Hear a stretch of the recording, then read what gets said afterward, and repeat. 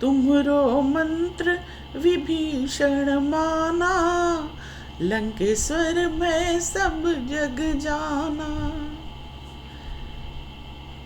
तुलसीदास बाबा कहते हैं कि विभीषण से हनुमान जी का मुलाकात लंका में हुई और विभीषण को हनुमान जी ने राम कथा सुनाई और जो भी ज्ञान दिया, जो शिक्षा दी, तुम्हरो मंत्र, जो मंत्र, क्या मंत्र दिया? राम राम का मंत्र दिया। वही महामंत्र है और वही हनुमान जी जपते थे।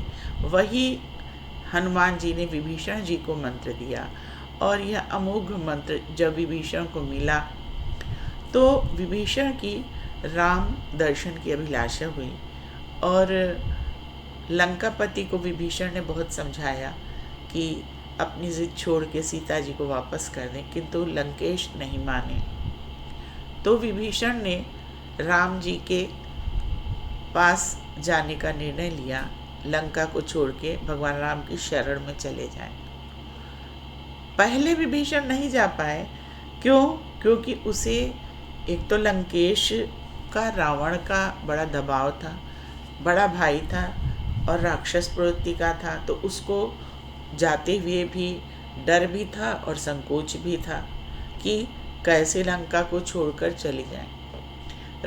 राम जी की जब कथा विभीषण ने हनुमान जी से सुनी, राम का मंत्र प्राप्त किया और हनुमान जी जो भक्त श्रेष्ठ हैं उनका दर्शन किया, तो विभीषण की जो दबी छुपी भक्ति थी वह पूर्ण रूप से परिपक्व होकर दृढ़ हो गई और वह अपने आप को अब प्रभु के पास जाके समर्पण किए बिना रोक नहीं सकता था।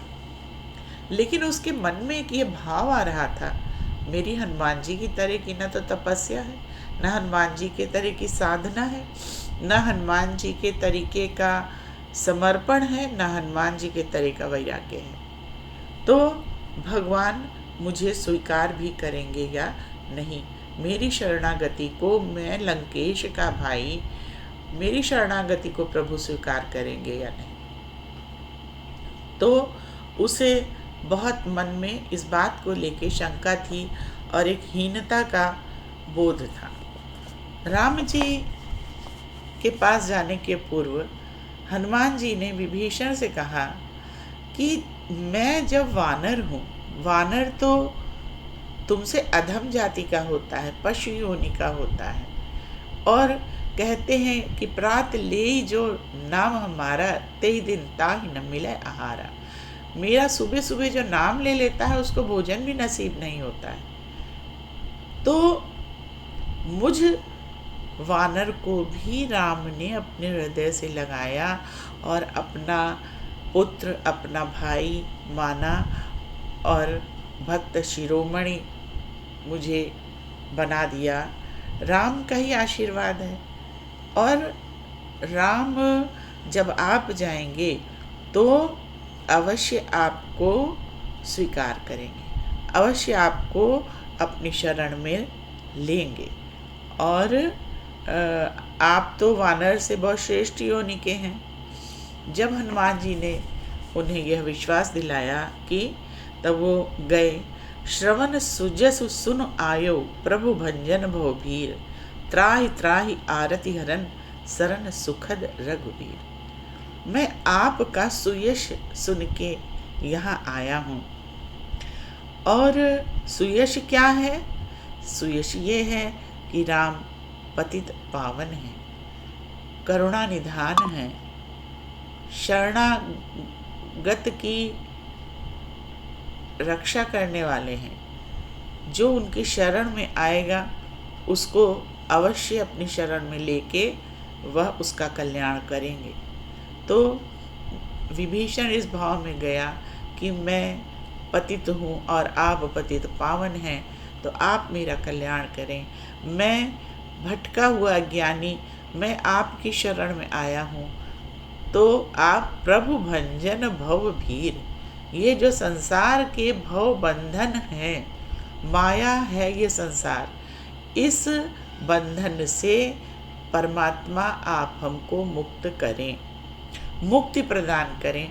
और जो राम की शरण में जाता है, राम उसकी रक्षा करते हैं, यह उनका वचन है। और रक्षा से तात्पर्य ये है, उसको अभय कर देते हैं, भय उसका हरण कर लेते हैं। तो रावण से विभीषण का भय जाता रहे और विभीषण की रक्षा करें, भक्ति अपनी प्रदान करते हैं। वो विभीषण के मन में अपनी दृढ़ भक्ति जागृत करें और अपनी शरण में लें। भक्त वत्सल है राम, तो अपना वात्सल्य मुझ भक्त पर लुटाएं और समस्त मेरे दुखों को, कष्टों को दूर करें। इस भाव में विभीषण राम जी के शरण में गए। राम जी ने कहा, तुम मेरे अनुज के समान हो, तुम मेरे छोटे भाई के समान हो।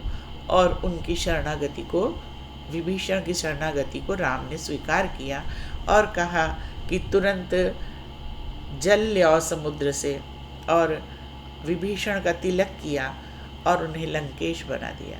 अभी रावण का राज्य लंका पे है, राम भी रावण को परास्त नहीं कर पाए हैं, लेकिन पहले ही उन्होंने विभीषण को लंका का राज्य दे दिया, उनका राज तिलक कर दिया। ऐसे हैं राम। सुग्रीव जब शरण में आए, सुग्रीव को किष्किंधा का राज्य दे दिया। विभीषण जब शरण में आए, विभीषण को लंका का राज्य दे दिया।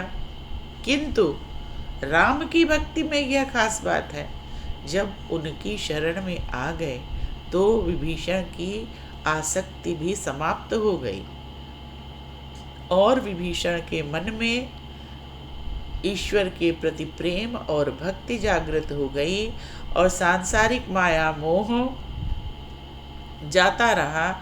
उसने कहा, मन मा कछुक वासना रही। पहले तो मेरे मन में वासना थी कि मैं लंका अधिपति बन जाऊं, लेकिन अब तो लंका अधिपति बनना मेरी कामना नहीं रह गई है। और यह जो जीवन में आवागमन का चक्र है, भव जंजाल है, संसार सागर है, इससे आपने हमको मुक्त कर दिया और मुझे परम पद प्रदान किया। यह मेरे लिए सर्वोच्च प्राप्तव्य, जो मैंने सोचा भी नहीं था, वह आपने भगवान राम मुझे प्रदान कर दिया। और भगवान की भक्ति मिल गई तो सभी कुछ मिल गया। और उनके अंदर भक्ति रस का ऐसा प्रवाह हुआ कि उनकी समस्त कामनाएं, समस्त इच्छाएं सब जाती रहीं। लेकिन निष्काम व्यक्ति को राजा बनाया, जो वैराग्य भाव से प्रजा का पालन करेगा। जुग सहस्र जोजन पर भानु, लील्यो ताहि मधुर फल जानो। हनुमान जी की कीर्ति ऐसी है कि जैसे आकाश में सूरज है, सबको प्रकाशित करता है, इसी प्रकार हनुमान जी की कीर्ति है, वो तीनों लोकों को प्रकाशित करती है। सर्वत्र हनुमान जी की कीर्ति का गुणगान होता है। और बचपन में जैसे पैदा हुए हनुमान जी, जैसे बच्चे जब छोटे होते हैं तो वो कोई बड़ी चीज़ नहीं मांगेंगे, रुपया पैसा गहना डॉलर घर द्वार नहीं मांगते। क्या मांगते हैं? चंदा मामा, चंदा मामा मांगते हैं। तो हनुमान जी को सूरज, लाल लाल उगता सूरज, छोटा सा लाल लाल सूरज चमकीला, बहुत अच्छा लगा। और हनुमान जी की इच्छा हुई उसको प्राप्त करने की, तो वो तुरंत उड़े और उस बाल रूप सूर्य भगवान को अपने मुख में ले लिया। तो अब आप कहेंगे उड़े कैसे? उड़े इसलिए क्योंकि वो वायुपुत्र हैं और पिता अपने पुत्र को अपनी जो शक्ति होती है वो तो प्रदान ही करता है। वायु में तो उड़ने की सामर्थ्य है, तो वायु ने हनुमान जी को इतनी शक्ति प्रदान की, उड़ने की शक्ति प्रदान की, तभी उनमें उड़ने की शक्ति थी। वो समुद्र लांघ गए उड़ करके। लक्ष्मण जी के लिए उड़ के सुमेरु पर्वत से जड़ी बूटी लेने चले गए। तो हनुमान जी ने सूर्य भगवान को मुख में कोई फल समझ के ले लिया और निगल गए सूरज को। तो वायुपुत्र हैं ये, इसलिए इस तरीके का कार्य कर सकते हैं। खिलौना समझा हो, फल समझा हो, उन्हें अच्छा लगा। और इंद्रदेव और देवताओं को ये बात बिल्कुल भी पसंद नहीं आई। लेकिन बाल स्वरूप थे, उनका कोई वो दुर्भावना या ऐसी नहीं थी। बालक होते ही हैं, आकर्षक चीज़ें उनको लगती हैं जो उसको प्राप्त करने की इच्छा रखते हैं। और हनुमान जी बचपन से इतने शक्तिशाली, महाबली और पराक्रमी थे कि वो उसको स्वयं प्राप्त कर सकते थे। उन्होंने उड़ के हनुमान जी ने सूर्य भगवान को, जो बाल रूप में सूर्य थे, उनको अपने मुख में ले लिया। अब इसके आगे का श्रवण हम लोग अगले उसमें करेंगे।